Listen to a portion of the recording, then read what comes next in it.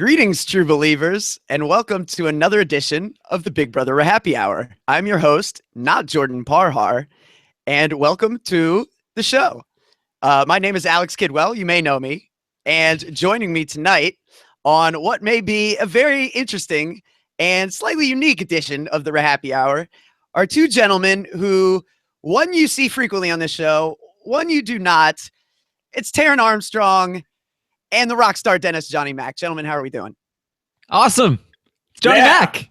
Yeah, I'm doing good. How's it going? I just tweeted this out, but it's like our parents are out of town and we just invited Johnny Mac over so we can like have a big party with the chat room. So yeah, let's break out the alcohol. Yeah. Your choice if you're it's a Sunday. You're an alcoholic if you're drinking right now. Yeah, I look around, I see no Rob, I see no Jordan, I see no Scott St. Pierre, and just wondering who decided to trust me with this much authority. I don't know if it was a good call, but I digress. We're here to talk to Big Brother Over the Top. And John, we actually haven't talked to you since this whole experiment of CBS's online started. So I'm very curious to get your thoughts, not only as someone you've played Big Brother with in the house, but very unique format, a lot of America involvement. And you were a favorite of America's, as I recall. You were definitely right there with old boy James. Possibly, yeah. So yeah, what's your take on this stuff? America's hitting it pretty hard, right? They're going right after it. No, this is cool because they got the most hardcore fans to get like really engaged with it, and like I've been reading stuff on like Reddit and everywhere about like, oh, we have to gang up against Tumblr and stuff like that. So there's like factions outside the house, which is like, that's really cool to me that it's like a battle outside the walls of the house, which is pretty awesome. It's not just people like yelling at each other, like people are strategizing, like how can we take out these other factions, which is pretty cool. And then, I was so glad that night one, I watched as everyone walked in the door. I watched Scott walk in. I was like, oh, he's so adorable. But then after the first 12 were in, I was like, come on, it better not be Jose. It better not be Jose. And then Jason walks in. I'm like, oh, I have all the good feels right now. Because like I know how much it means to Jason to be in there. And like his dream is coming true again. Walking through the doors, like that hit me pretty hard. So I was really happy for him. So John, you are one of these people that invaded Reddit, right? Like you made a fake account, you went in there, you spread mischief. Yeah. My secret spy name on Reddit is Secret Reddit Spy 1. Oh, number 1. Yeah. Are you like the leader? Yeah. Well, plus I've heard, you add numbers to things and it makes it more secure or something.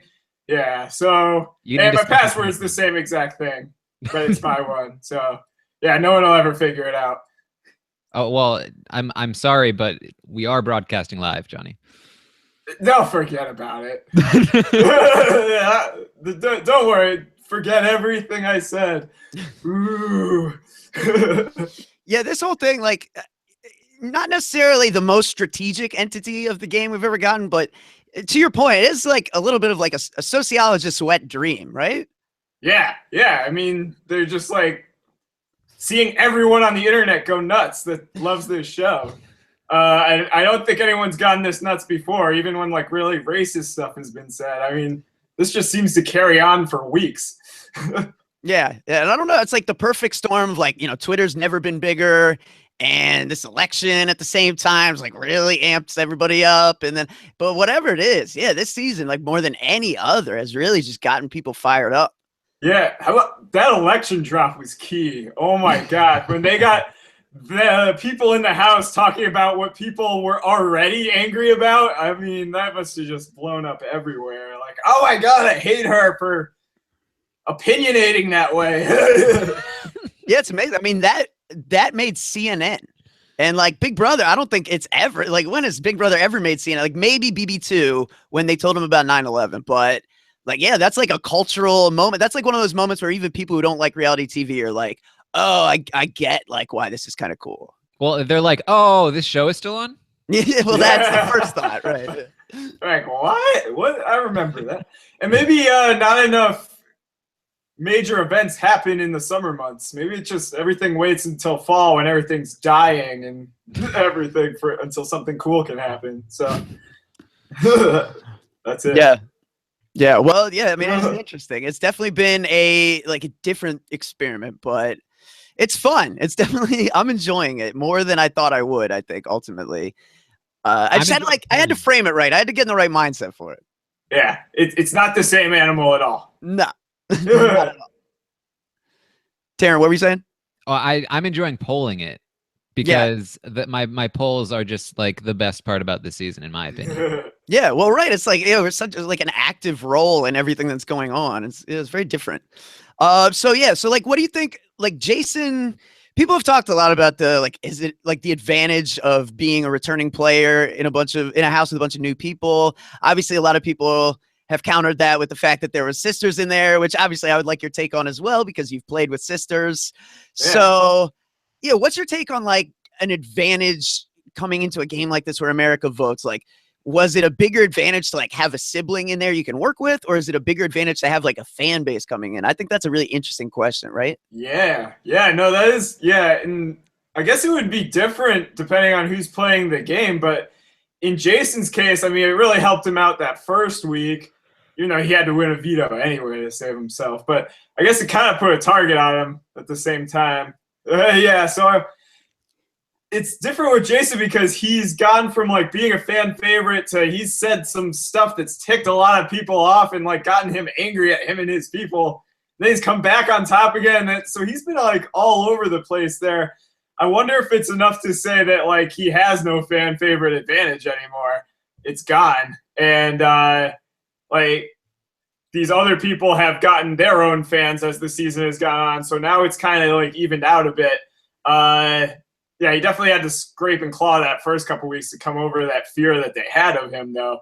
And then with the sisters, I thought that was like really interesting that neither of them really wanted to work together. Like every other time you've seen siblings on this show, which hasn't been that many times, but you're like, they want to see each other do well. Or even if one's in the house and the other one's watching from at home, like Rachel and her sister, or like this past season with Polly and Vanessa's sister, Tiffany, on there. Their siblings wanted to see them do well, and this time it's kind of like I wasn't too sure they actually want to see each other succeed at the beginning, but then it started to grow towards the end there. It seemed like they would have someone that wouldn't turn on each other like in those last couple weeks, but like openly in the diary rooms they were saying like, it's okay if she goes. I'm totally okay with it. So that was just like something new and cool to see. Yeah.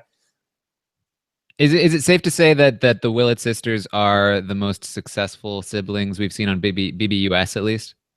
I think so. I think they both had like a lot of good strengths there that a lot of the other duos didn't have. I mean, if you go all the way back, Adrian and Natalie, I mean, yeah, the yoga twins. Didn't they got picked off really quick once they both came in, right? Yeah, the twin joined the house. And then immediately like won HOH and got crazy HOH-itis. Yep. Just completely blew their entire game, and they went out right away. And they were like too much of the same people, so same strengths, same weaknesses. Whereas like Morgan and Alex, like one seemed to be like they're gonna play the aggressive game and they're gonna win all the HOHs, which you need someone like that to do those things when the other one is not going to be doing that. They're going to be, be on everyone's good side, really good at talking to people. I mean, that's a deadly combo there. So, yeah, that's a good point, right? Because like Morgan has like the like the cheerleader background, like she's very social, like she's able to like play the social game in a way that like Alex isn't, because she's kind of like a gamer. She spends a lot of times behind a computer, but she really understands the strategy of it. So yeah, that was kind of an interesting dynamic with it this season. And yeah, you contrast it with like Adrian and Natalie, who like, I want to work with Cowboy. Oh, I want to work with Cowboy too. Yeah. It's just diversifying the portfolio a bit. That's what they did, and I think it works.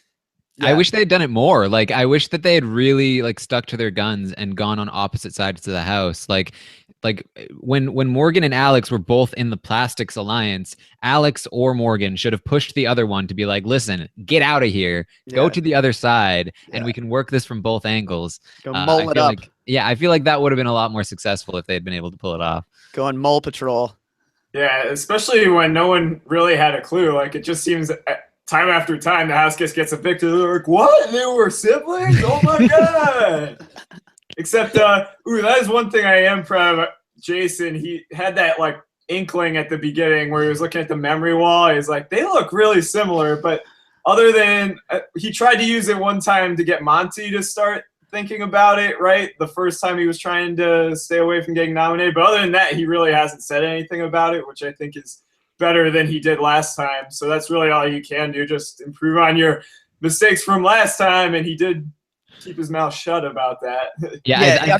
I think he talked to them about it actually like a couple weeks ago. He was like, yeah, in the beginning of the season, I couldn't tell you two apart. And they were like, yeah, funny. Yeah, and I feel like it's like he saw it early, and then he kind of talked himself out of it. Like, oh, big brother, you wouldn't do this to me again. There's no way. So he just like worked his way backward. It's like, oh, JC almost had it. I love how you have the voice down. That's totally Jason. I've been working on it. I've had the fall to develop my screw you hookers, all that good stuff. But yeah, to your point about like, has Jason's advantage expired? We've talked about like and certainly like the Joker's rankings are not like necessarily reflective of the entire community, but like we always talk about them. Today, I actually want to run down them because I think it's very interesting. Today's Joker rankings in terms of people's favorite house guests. Number 1, Shelby. Number 2, Morgan. Number 3, Alex, evicted. Number 4, Scott, evicted. Number 5, Monty. Didn't we hate him for being racist? Number 6 is Cornbread. What?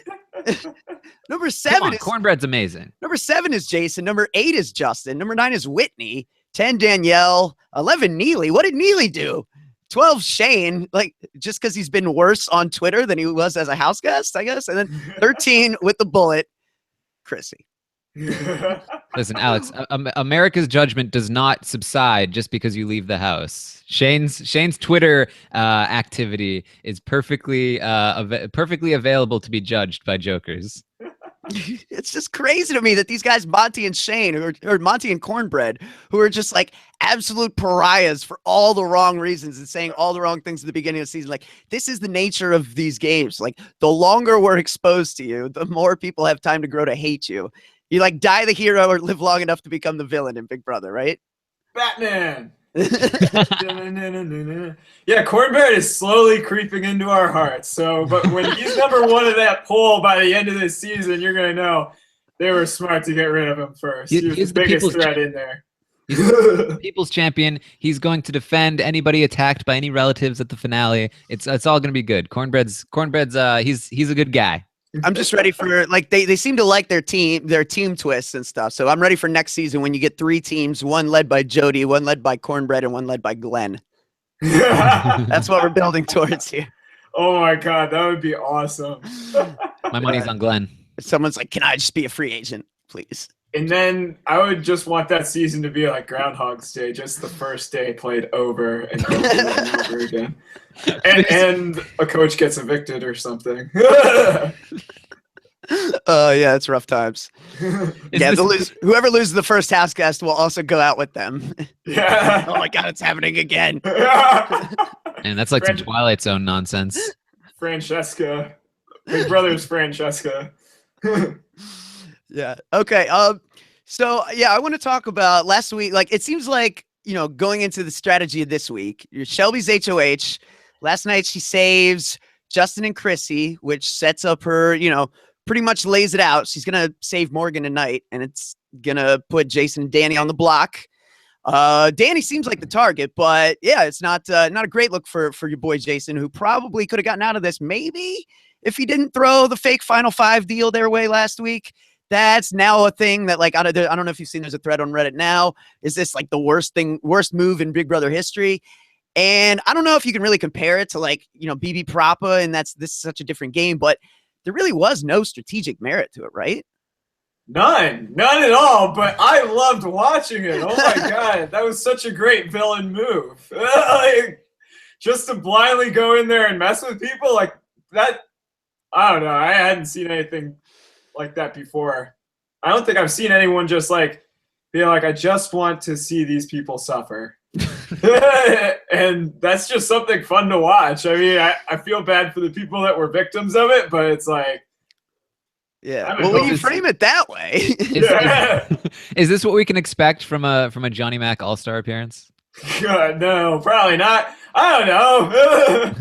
I don't know what I would do, but go back and come out like the most hated house guest of all time. And that would be complete difficult. Heel turn.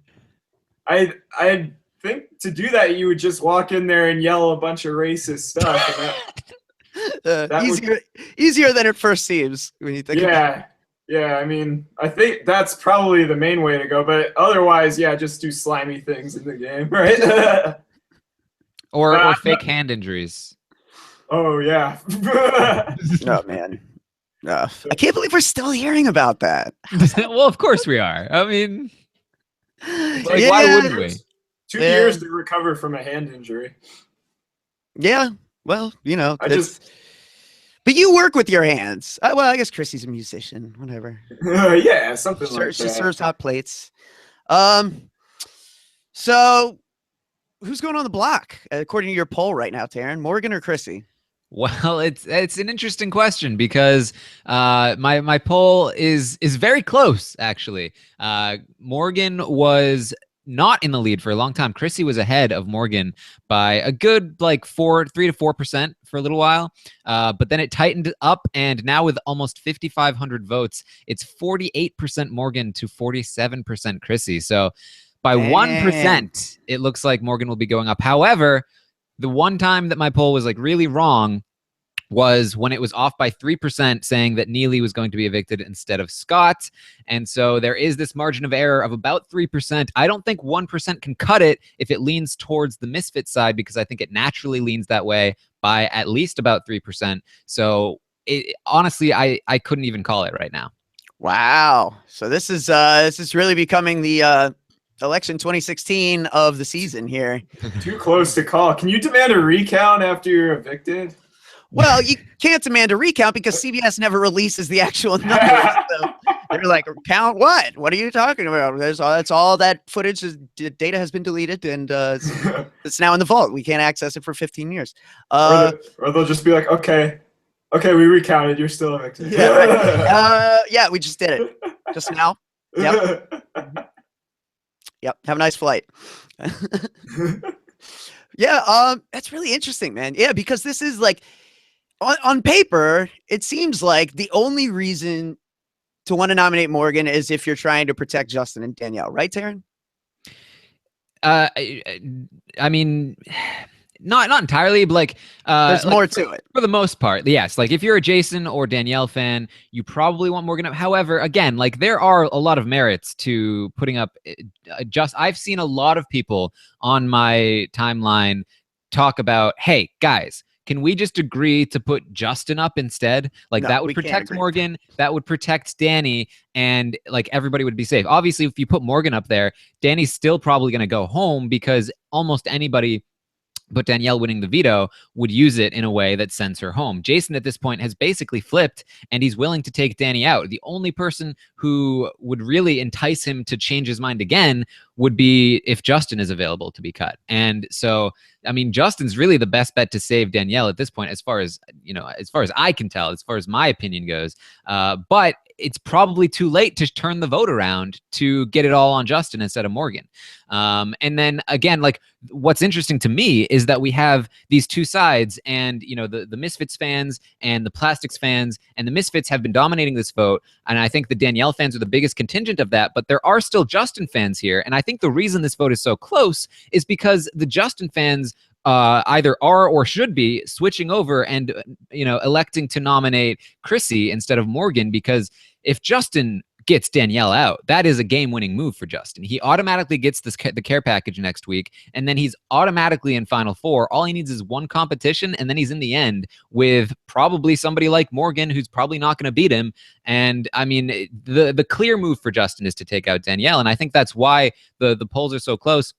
So what's surprising to me is that I figured if Justin was, if the Justin fans joined up with the Plastics fans, at least for this vote, they would kill this poll, but they're not, which suggests to me that maybe he really has fallen from grace quite a bit. Very interesting. Dang. Wow. Yeah, there's a lot to chew on there. Yeah. It's like being in the house. Now everyone can see like all the decisions you're thinking about, and you just come to the point where you're like, man, there is no good decision. I'm just going to have to pick one. Yeah. I mean, maybe it's the skeptic in me, but the idea of these two sides coming together to agree on like a third party option just seems like a total pipe dream. Like these are groups that have been so charged all season. Like, you're a racist and you're a hypocrite and all this stuff. Like the idea that these groups on Twitter are just going to hold hands across America that's a pipe dream, right, John? That America coming together, that would be amazing. That's the dream, right? It's gonna happen, guys. Yeah. You know what you are, Alex? You're part of the problem. Exactly right. Absolutely. I've never professed to be anything better than that. You got a guitar there. We could sit around the campfire, sing Kumbaya. We should definitely close out the show with a musical number. BBOTT, Healing Wounds. I would never have pegged that when this thing started or continued or still is going. Something I wanted to bring up was, there's been a lot of talk. So basically, since it was last talked about, there have been a lot of discussions. Chrissy and Justin have talked with Jason about this plan to flip on Danielle. As I mentioned, he seems to be on board at this point. He seemed like, I imagine Jason is looking at it like, all right, look, I need to take out either Justin or Danielle this week. If they're not going to put Justin up, I'm going to have to take out Danielle, which is the correct move for him, I think, because he's still sitting pretty essentially next week. The only thing that could hurt him is a Morgan HOH, which is kind of scary, but it's still unlikely. And so if he's able to take out Shelby next week, which they've been talking about, then he is really set to win this game. Unless Justin is successfully able to take him out instead. So it's really, if Danielle goes home this week, I consider the game to be between either Jason or Justin as to who's going to win. I think they both occupy the biggest amount of equity.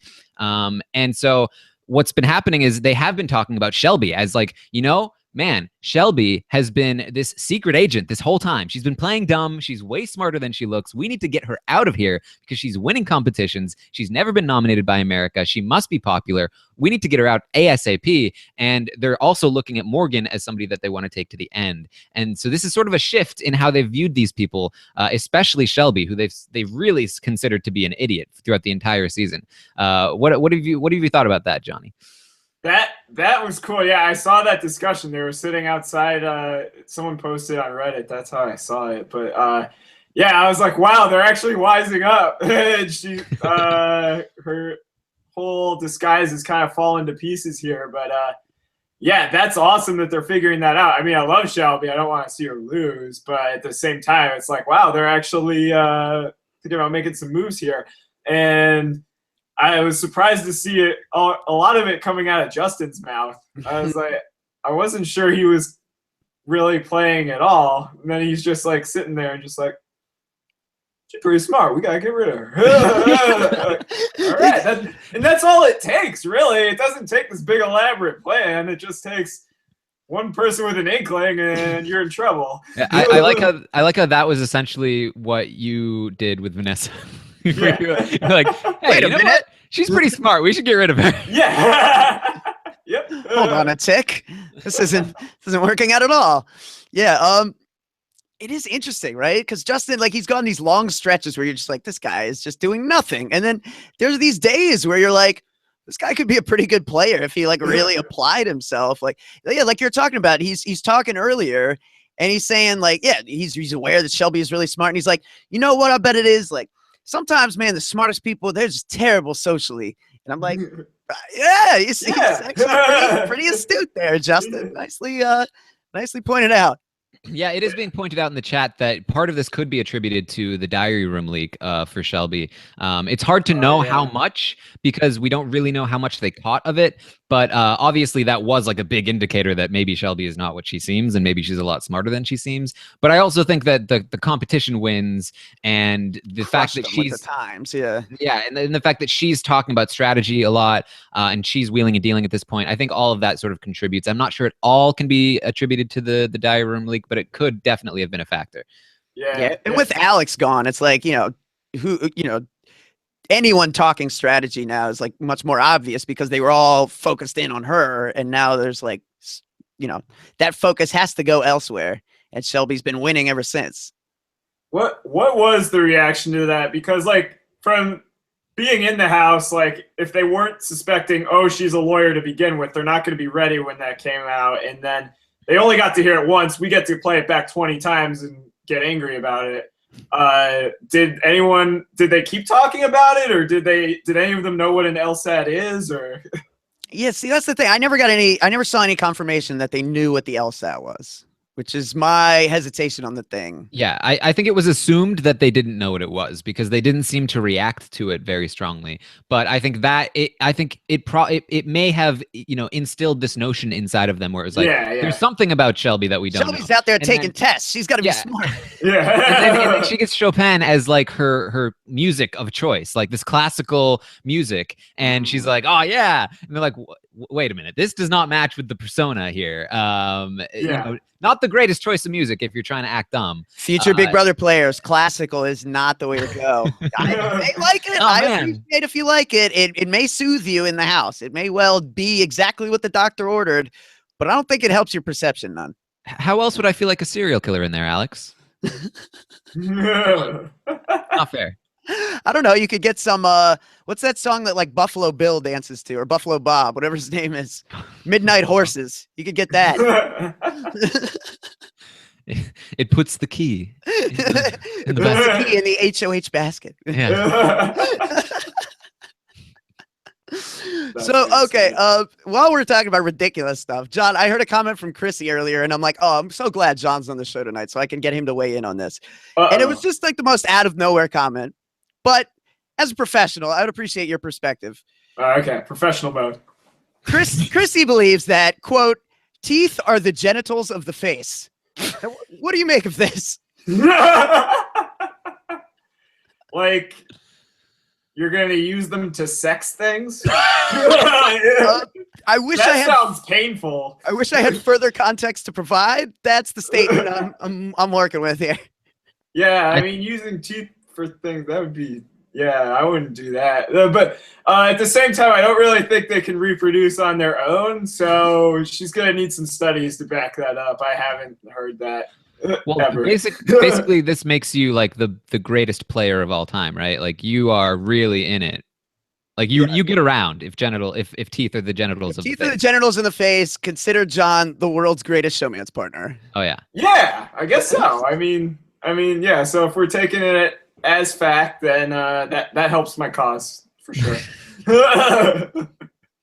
Yeah, I don't know where that was coming from. Like, people have been making a lot of ridiculous comments lately, and certainly I feel like a lot of it you could just chalk up to like, oh, we're on day 60-something. We're all going insane, which is reasonable. And I've certainly heard some things from other people this weekend with all the downtime that has, and not just downtime, but like, Danny's back's against the wall and she feels it. And she, she's saying some stuff that's a little interesting. And she got really mad at a bird today, for example. Damn birds. Danielle is very, very angry. After the safety ceremony, she was very upset with Shelby. She called her like an effing idiot like 5 times in a row. She said that she was going to make Shelby's life a living hell, which I found a little funny, considering her reaction prior in the season. And I mean, she's been upset. She's been very upset. And she's very upset with Justin as well, because she feels like Justin has betrayed her. And he's like, why does Justin get to skate by this whole time? And, she, I think rightfully feels abandoned. She didn't really realize that she was on the bottom of this alliance for a very long time, until probably just now. And even now, she probably doesn't feel it as much as it is true.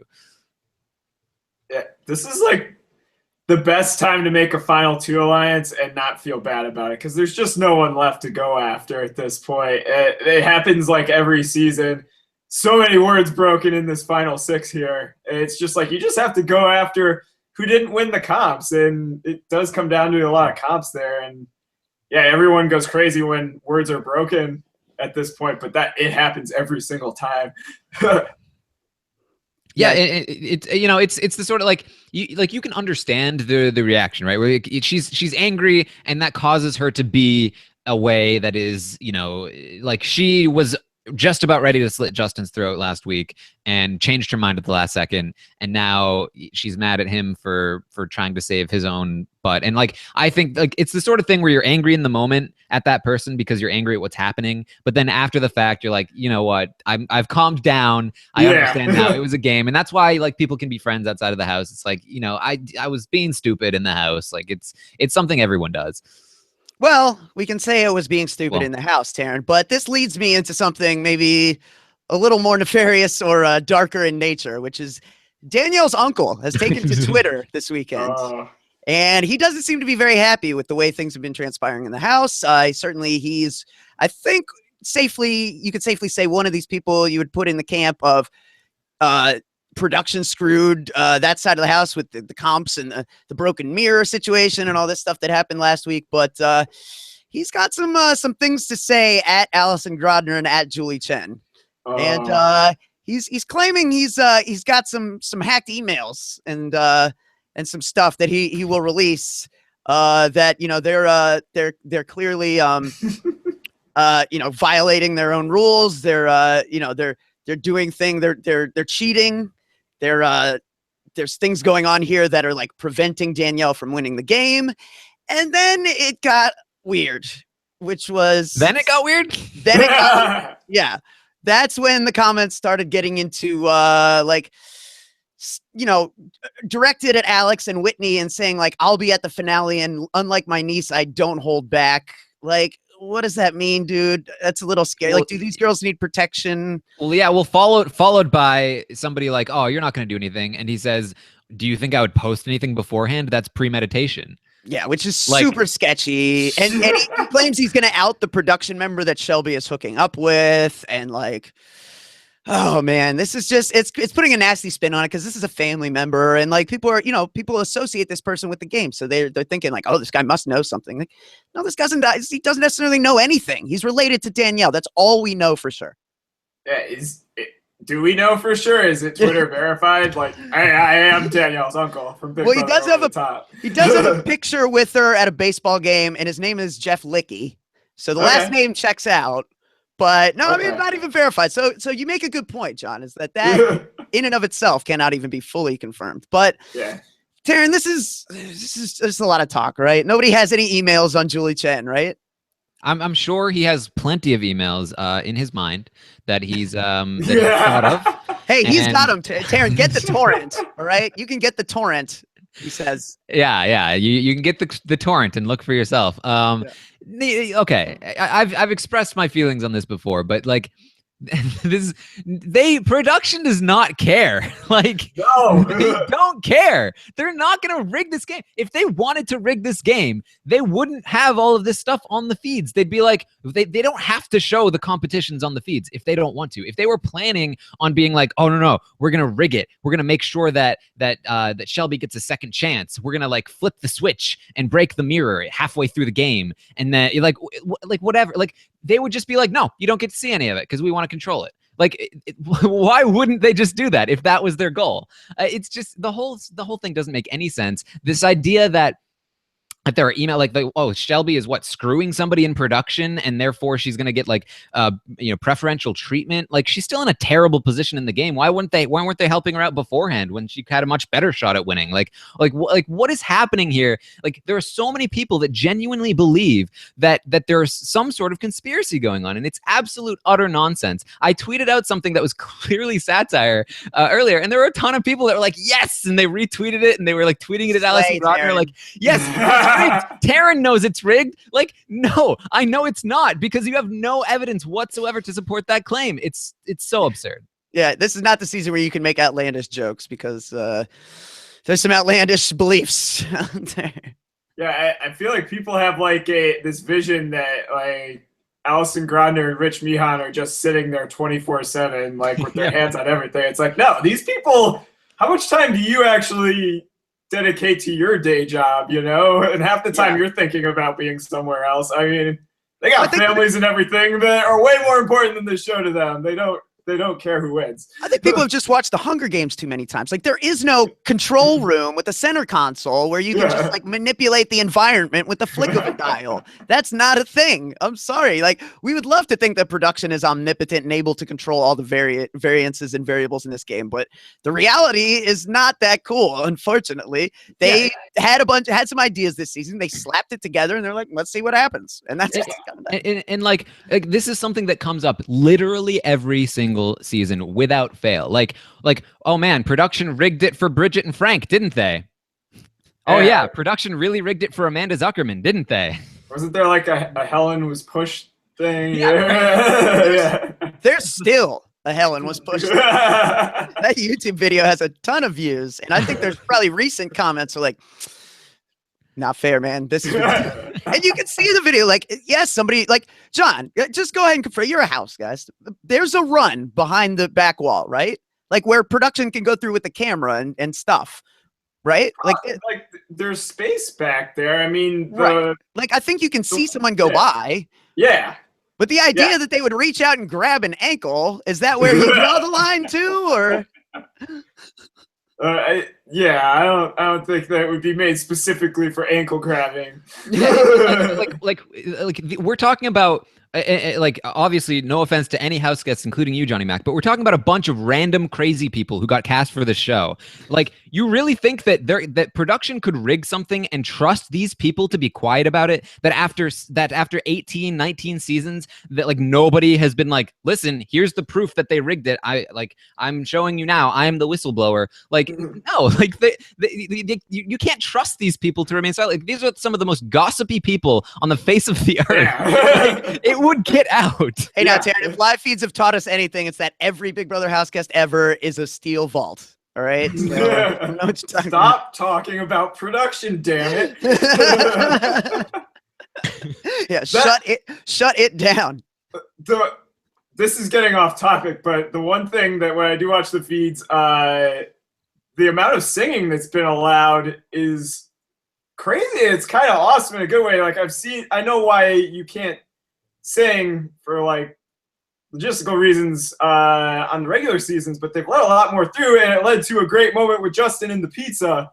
Like, what could we have seen over these past 15 years with more musical input there? Yeah. Do you think maybe, like, I know you're not allowed to sing really at all, but do you think maybe if people like from the beginning established that they were going to be making up their own songs like Justin did, that maybe they would like shy away from that? Because like, I feel like the problem is they're worried anytime someone breaks into song, it's about to be a copyright thing. Yeah. And Justin is like made a point of like just making up all original songs, so maybe that's why they let it go. I don't know. Yeah, I don't know. There's the risk that you could sing something that's already copyrighted and you didn't know it was copyrighted. You know, and that's like, it's just such a monster that they just don't want to get into it. Yeah, exactly. Because like the button boy who's like going to fish, he has no idea. Like, he or she has no idea. Like, if the song is copyrighted, like they could be singing what they think is their own original song, but they're actually doing it to the tune of a song that they didn't realize they're doing the tune to. Like, they have to play on the side of safety there. I mean, my question would be like, are there really like record companies or whatever that are trolling the Big Brother feeds to make sure that like, we got them? People aren't singing renditions of their copyrighted music. Pacific. We got them. I bet Kanye West does. All the time.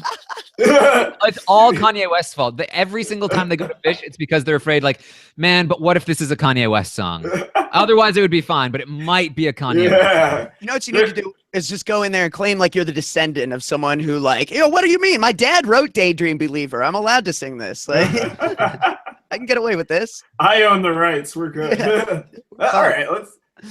Matter of fact, you have to pay. You have to send me a check right now every time I sing it. Let's collectively buy the rights to Thriller, the entire Big Brother fan base for Big Brother 19, just so we can give it to someone.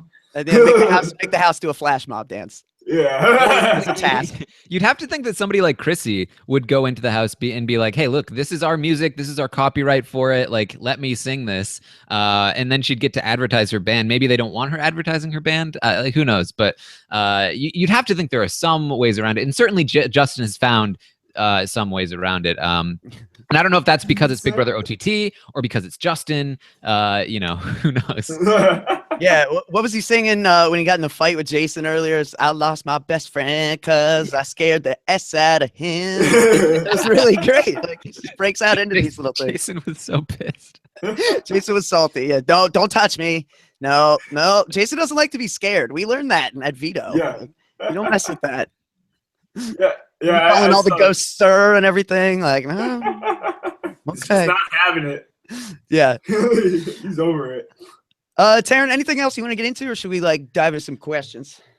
I don't know. Like where do you guys see the future of this game going? Because essentially, the way I see it, it's probably going to be either Morgan, either Morgan goes up and something flips and Morgan goes, like maybe Danny wins the veto and Morgan goes home, or it's Danielle leaving. In either direction, do you guys see like a shift happening? Who do you see going to the end with these two different scenarios playing out? I like Chrissy's odds. Yeah, she drag her to the end, right? I think like at this stage, it's gonna be like breaking up the pairs, and that's clearly happened between Jason and Danielle already. And if Danielle goes, then that's one down. Somehow you break up Shelby and Morgan. I feel like Morgan would stay over Shelby because just because of the perceived threat by everyone else. So unless Shelby wins a veto, I would say Morgan's going to stay over her. And then out of Chrissy and Justin, I mean, it sounds like Justin's starting to get a bit of a target on his back. So it could be, I'd say like Jason, Chrissy, and Morgan, but then there's probably going to be a hinky veto that would switch one of those. Yeah, I think that's what Jason would probably want. It's probably Jason's best bet to win. Although I think he overestimates Justin's popularity at this point. I think we've seen that Justin's popularity has fallen quite a bit. But I think he definitely wants to get there with Chrissy. That's a given. And then somebody like Morgan or Justin, I think is fine. If he's there with Shelby or Danielle, I think that's his biggest competition as far as an end vote. Yeah. Okay. Let's do some of these questions here. I like this one. This is from Dryer Cat. Taran, I think you can definitely probably speak of this some detail. We didn't touch on this as much as I wanted to yesterday.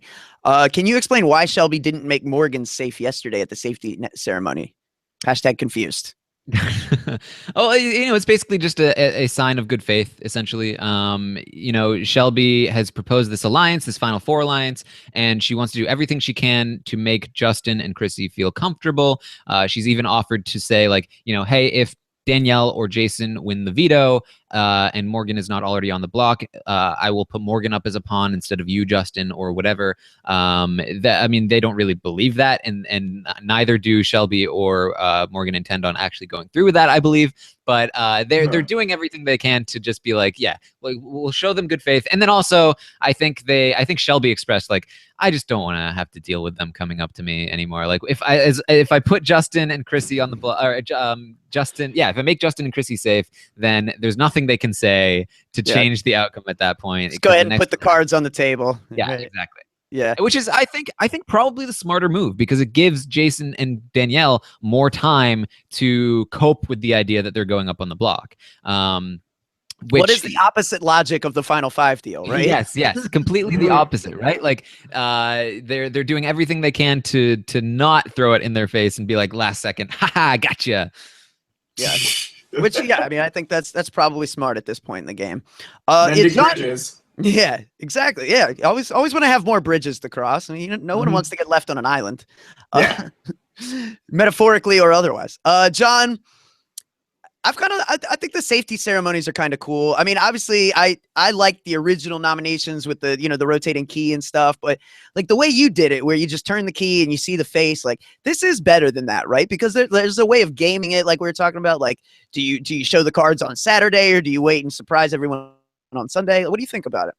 Yeah, like from strategy in the house, there's way more to think about because that could alter. They're very far apart. They're not as close as they are on the edit. So you can change someone's mood for a long period of time there, and that's really going to affect your game. Like, time helps a lot. Like, I feel that with the double eviction, if that had been spread out over a week, I don't think Whitney would have gone home. I think she would have had time to fix everything for herself. So, like, definitely that extra long key wheel that takes place over a day, I mean, that's definitely going to mess with people. And so from strategy, there's way more to think about.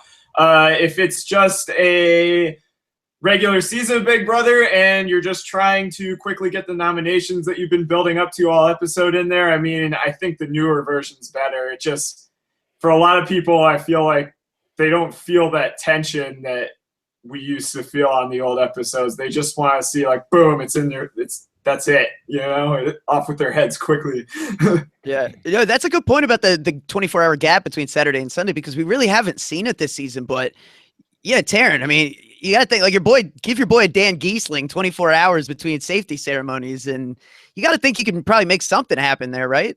Yeah, exactly. And I've wanted to see more of this throughout the season, because that's what I said from the start of the season. Like, the reason why I think this has potential is that as soon as the first safety ceremony happens, you can change your entire campaign. You can switch it up to be like, all right, look, I was proposing something before, but now there are only so many options. So I need to change up my game plan, and I need to approach it from a different angle. And if anything, that could potentially help them, because a lot of people often get stuck on one particular angle and they can't get off of it. They think it's going to work, even though it just continues to not work. But if it's only between them and a couple other people, then they're going to be like, all right, well, maybe I should throw those people under the bus. Maybe I should do this. Maybe I should do that. But we haven't really seen that much. And I think that's a large reason for that, is that there's just not a lot of strategy happening this season. Like, and the initial nominations don't often matter all that much. So I do think I kind of think this has potential for maybe a regular season of Big Brother where there's more strategy involved. But for this one, it's obviously it's not quite worked out the way that we might have wanted it to. Yeah. This is a good question that we should have asked, probably from Dominic Malpidi, I believe. How would J-Mac approach playing BBOTT differently than Big Brother? So that's something we've talked about a bit throughout the season, but like, knowing what we've seen, say they ask you back, OTT, it's you and a bunch of recruits, like, what's your, don't give away all your plans just in case they actually pull this card, but what's your thinking as opposed to, going back to play regular Big Brother? Like, how are you approaching it differently? I think anyone going back in Jason's position, like, the first thing you gotta do is be like, yeah, people don't really like me anymore, and just come up with ways to say it, like, oh, like, they don't want me back. They wanted other people back on the last season. Like, I've just lost a lot of popularity, and then hopefully that kind of starts to resonate with a lot of people. That's what you'd want to do to start with. And then as the weeks go on, I mean, I think, like, the main thing is just, like, stop pandering to the camera. No one wants to hear you beg to them to, like, help them. Just do your thing, and I think that turns a lot of people off, that kind of stuff. Like, when America is just going to be that important to how this is going to play out, just go in there and play how you're going to play. Don't worry about whether they think you're a villain or anything. Don't say anything that's going to, like, tick a certain set of people off, like, that isn't game related, and just go in and play hard, and that's it. You know what? For what it's worth, I think that you would be good on a Big Brother OTT season. I think that, like, at least the way you played on Big Brother 17, where it's like you were able to, like, stay off of a lot of people's radar for a long time while remaining really likable and out of all the drama. Like, I feel like, especially like on a season like this, there's nobody that has remained free from the drama. There's nobody that has been that is unsullied from the treachery of this season. And I feel like that was you on Big Brother 17. Like, you very much stayed out of that fray. You never, like, got down and dirty in a way that sort of, like, put mud on you, but you were still very likable and very goofy. And I feel like that's a really good spot to be in for this kind of season. Yeah, it helps out. Just like, it's like if Justin really knew what he was doing. Yeah. Yeah, just don't make all the comments on the side. Like, know that you're being videotaped all the time, and every single thing you say could tick off a lot of people that are deciding whether you're staying there or not, inside and out. Yep. It's a question from John Densford, and we got it from a couple people actually. But yeah, how do you feel like? Well, first of all, who from this season do you feel like would do well or should get a shot at like regular Big Brother? And yeah, we'll start with that. You go first, Taran. Well, I mean, I've said before that I think Alex should get a shot at regular Big Brother. I think that she was playing a good game up until week 2, and then everything changed, and she didn't play a great game. But I would like to see what she's capable of in a regular season. I really like Shelby, but I think this is her better format. I'd like to see Jason play in a regular season again. Like I wanted to see him improve from that version, and instead he's kind of had to learn this one on the fly, and he has had some advantage in knowing what's to come, but I wanted to see him more strategic, I guess. And then, you know, that's probably, like, I can't really think of, maybe Scott too, because I feel like Scott was somebody that, like, this learning the format of this season just totally shook him, and he completely recognized that he had no chance of winning, especially after learning about the final 3 thing. Been in these BB streets too long. Yeah, and maybe he is just Ronnie, like, who knows? But I would have liked to see what he was going to do and how he would have fared in a regular season. Yeah. So I agree with Jason. You wanted to see him in a regular season. I want to see Jason hang from the wall. The comp that he was right? He was about, if he stayed, he would have gotten to try that out. That's what I want to see. I just want to see how he do in that. That's right. He won that week 1 HOH where he was like stuck on the pole with the alien group and stuff. So he's probably good at those things. Yeah. Or like Matt Hoffman, similar stature. I mean, built for it. James, Yeah. Right for this. I think bread for this. So much bread. I think, Alex, I'd like to see her with more people that are playing just as hard as her, because it helps when you have more people that are going that hard at the beginning, because then there's more people that can go before you. Like, usually the aggressive people go pretty quickly. And if she was kind of the only one I felt that was playing really, really hard in the beginning. Yeah. If you just gave her a few more people to compete against that were like that, I think she'd do pretty good. Shelby brings the entertainment, though. Yeah, so I could see Shelby going back in there. But a lot of the guys were just evicted way too early. Yeah. I'm just kind of like, maybe Monty to be like, go on, like, he could have been like another Devin if you gave him another HOH. Yeah, I feel like we were robbed of a Devin Monty, losing him so early. Yeah. And then also maybe like the America's voting element, like, once you like let him know that his behavior is not appreciated, he kind of like watches himself and tones it down, as opposed to if he wins HOH power and is getting no insight as to how he's being perceived, then he becomes Lord Monty and just like, that's what we didn't quite get to that full degree of. We could have seen that. We could have gotten there. Maybe another time. So I have a question from Iron Pony Chef. Oh, good. Yeah. Can you explain why Danny is viewed as a good player? America's nomination saved her twice, and her allies don't like her. John, how do you feel about Danielle's gameplay? Because this is a contentious point. So polarizing. Yeah. I don't know how, like, aware she is of it, because there's times, like, she should know when she's sitting there and telling all these stories that it's like, no one's listening to any of your stories right now. So you need a little bit of social awareness. So she doesn't have that there. She is winning comps. That's good. That's a good thing.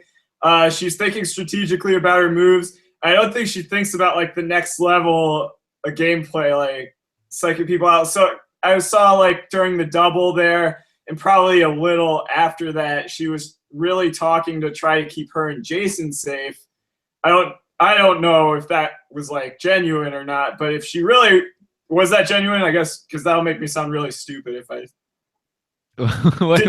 Did Danielle really want to save her and Jason? And well, during the double when she was HOH. yeah. Well, she had this conversation with Morgan and Shelby where she was like, so what do you guys think now that you're both safe? The only person I want to save is Jason, and I do believe I think she wants to go to the end with Jason and Chrissy.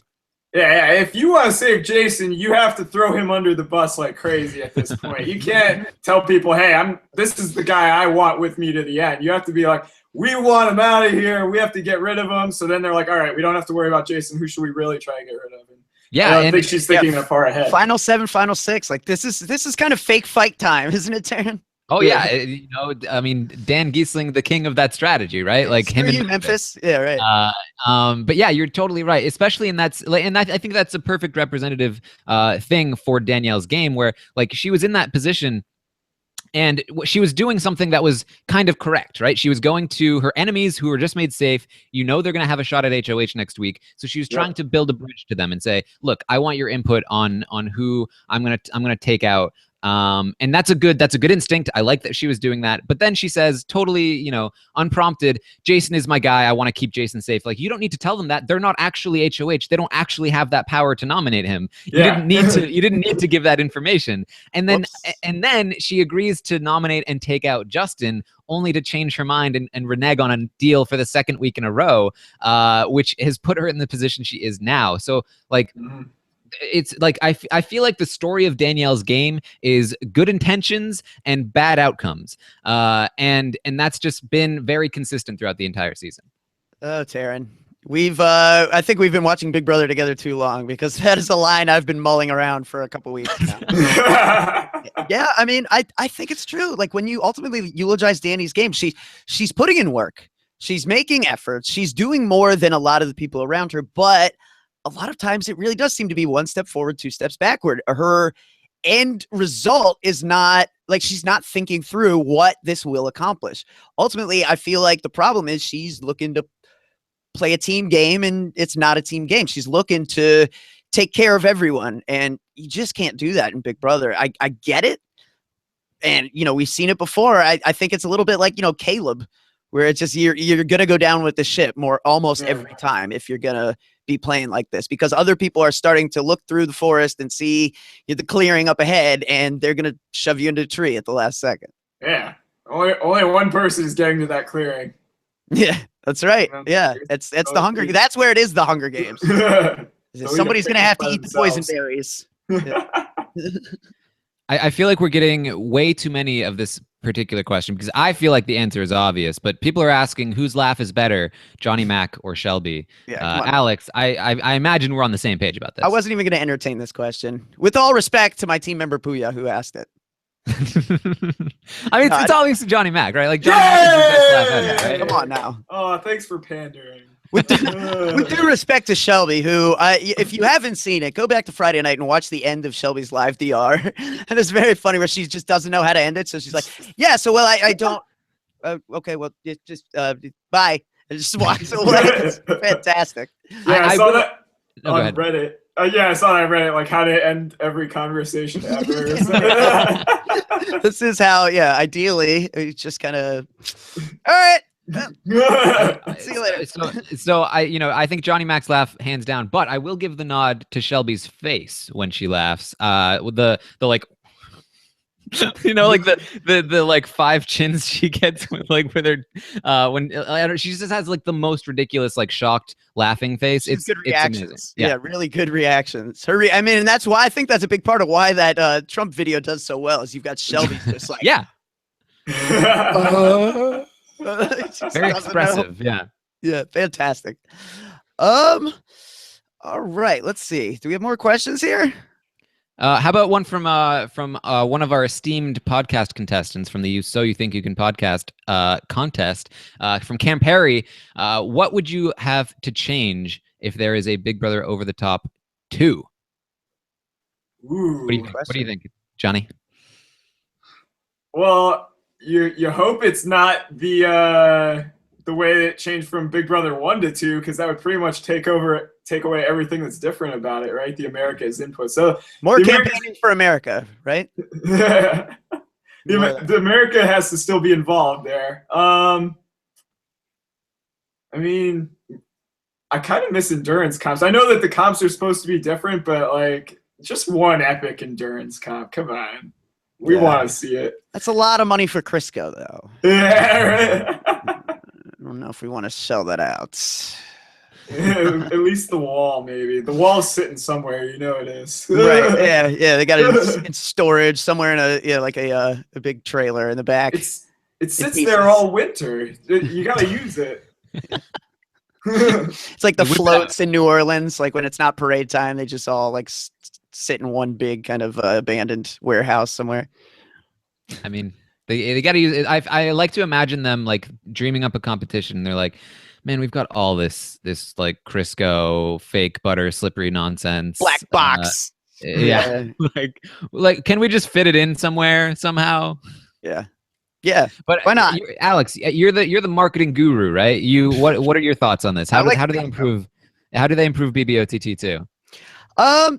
Yeah, I mean, obviously, like John said, the America's Vote element is the kind of the theme. It's what makes this a twist on Big Brother and not just more of the same. So if you're sticking with that, fine. I think I'd like to see more that gives like agency to house guests, though. Like, it's fine if you want America to control so much, but then like add more. Like, I'm almost talking like hide a hidden immunity idol in the wall. Like, just start doing some silly stuff. Like, why not? Why can't this be the version where we try all kinds of stuff? There's like some kind of like coded like letter combination on the wall with like spinning letters, and when you get something, another door opens, or I don't know. I mean, who knows? Just try some stuff. I think the more you put in the house that like gives the house guests like things they can think about or try to speculate on or do, I think that's better, because like obviously America is going to play such a big part in it, and that's going to create lots of downtime in the house and lots of moment where like strategy isn't developing. So I think if you have like just some other like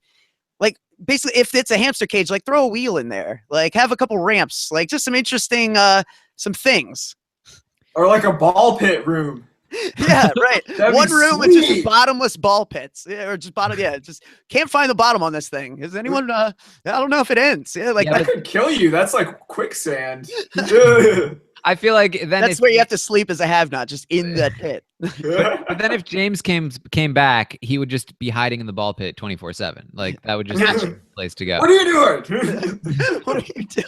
That is his go-to. Yep. I feel like obviously if I could choose, I would just remove America's influence entirely from all Big Brother. But I do agree with you guys. If they want to keep this America's influence, I do think they have to reduce America's influence. I feel like between the care package, the nomination, and the vote, we often had a lot of redundancy. We had, we have to give this person the care package, not because they need the care package, but because in order for the nomination to work, we need the care package to be out of play, essentially. Like, we need to burn it on this person so that the nomination and the vote can go the way that we want. We didn't need all three. We really only needed the nomination most of the time. And I think that like maybe if we gave them just a care package, like, oh, you get a veto or you get safety and you have to like, or you get 3 vote canceling things, and like you have to use that to save yourself without extra help, like from a nomination from us, like that and a vote or a nomination and the care package, like just reduce it a little bit so it's not quite so redundant. Give them an opportunity to breathe with those care packages, because I think the care packages are probably a good thing to keep. I think that it adds variety to each week and adds an extra layer of like, well, what do we do with this care package and so on and so forth. And it scratches their Hunger Games itch. Yes, exactly. And so instead of it being like, oh, well, we need this person to get the care package because this person is going to go up and then they're going to go home and we can't have them be, so on and so forth. It's always going to go to the same side for all 3 votes, essentially. So, just get rid of one of them, add in something else, something more fun, right? Like the have-nots, that's not very fun. Add in something fun that like challenges, or like Alex said, or like ball pits, whatever. We can vote on like changing up the house somehow. Like, I don't know. Add in a fun vote instead of one of these like game controlling votes. And I think that's a good move, and a step in the right direction for Big Brother OTT. Yeah, and you know what else would be cool, I think, is, if this is the fans version, right? Like we talked about, like this is the game for the fans of the game, the people who really love Big Brother, the people who are watching the feeds. Can't we? I mean, how hard is it? I know Julia and Austin canceled, okay, but how hard is it to get more like former house guest appearances? Just to like they don't have to host competitions every time. I know we got Rachel to host and we got Paul to host. I mean, we've done a decent job of that, but I'd like to see a lot more of that. Like, why can't Janelle just like pop in and like, I baked you guys a pie, here you go, and then that's it? Like, I'd just like to see more just random, like almost like, you know, you're in like the Big Brother neighborhood and these people are just like popping in as your neighbors every now and again. Like, that's what I'd like to see. That's what we do. We just go back in there and we're just like, hey, I just imagine they're living there, but right, like Johnny Mac and Steve are roommates down the street and they're like recording music all day, and like I want to live in that universe. I could absolutely imagine Johnny Mac bursting into the house like Kramer on Seinfeld, like, hey, what's up, guys? What you guys got to eat? Yeah, going right to the fridge. stopping by for a quick snack. Yeah, exactly. Yeah, maybe even like you were saying, I wasn't even thinking about the care package, but like that was like season 18's twist. Like maybe there's some other twists in the history that would work pretty well, like America's Player. That might work pretty well when America's doing all this kind of stuff. Like they'd have some kind of extra connection there, or maybe another Saboteur. Yeah. Combine them. Yeah, double duty. Or can we bet on the season? Let's get money involved. And Julie comes on later like, well, because of who won HOH tonight, odds have shifted dramatically. Danielle is now only paying off at 5-1, while gambling problem called 1-800. Flash the hotline on the bottom, of course. Yeah. We should discuss this on the down low so they don't shut us down, but we'll get you in. We'll get you in on something, John. Okay. Oh, okay. The underground Big Brother gambling. Don't announce our bounty. Don't announce our bounty system. It'll be the NFL all over again. Oh no. Okay. Well, do you guys have anything else you really want to touch on? I feel like we've run through everything that I had for the evening. Well, obviously I have a show coming up tomorrow, Monday at 7 p.m. Eastern. That'll be the two remaining people from my team, Melissa and John. Not this John, but another John. I mean, clearly they're the best team around, and it's really the highlight of all three shows to get to see them compete. And one of them is going to be the winner. So you should really check it out. It's seriously, this whole competition is a lot of fun. It's definitely scary for a lot of these contestants. I feel and bad us. for them. Yes. But it has been a lot of fun, and I've been very impressed by a lot of the contestants here. Like all of them have done such a great job. Certainly far better than we ever did when we started. So Absolutely. Yeah. Thank God we did not have to do this. Yeah, well said, Taran. Yes, check out Taran's show tomorrow night at 7 and vote for his contestants. And then also voting is still open for my contestants. Or they did their show. We did our show rather yesterday, Saturday at 3. You can still check that out on robhasawebsite.com or on the Rob Has a Podcast YouTube. I felt like they did a great job. We had a really good show. And unfortunately, I am being made to cut 2 from my team down from 3-1. So they need your votes. So get out there and make it happen for them. Yeah, right? Double eviction. You know how those go, John. Not fun. Yeah. Nerve-wracking. Scramble. High anxiety. Yeah. You can follow John at Rockstar. Wait. I'm blanking now. Rockstar DMD, right? Yeah. Yeah, That's I knew this. I'm second guessing myself. John, what's going on with you? What can people check out? You got some music you putting out lately that people can see, or? I'm not putting it out yet. I'm working on a lot of stuff. Yeah. The people are anxious. Such a prude, man. Yeah, such a perfectionist. Yeah. I've just been working and then trying to fit that in on the side, and a whole bunch of stuff. But yeah, I'm trying to get more stuff out on YouTube, but real life gets in the way. That it does. Well, John, I hope we can get together sometime, maybe in like Frostburg, some midpoint between you and PA and me and Maryland. We'll grab a beer and talk about this stuff some. 2 beers. Or 3. 2. Sounds good. Several beers. We're getting crazy. All beers. All right. Well, I guess that's going to do it for us, for Taran Armstrong and the great Johnny Mac. I am not Jordan Parhar.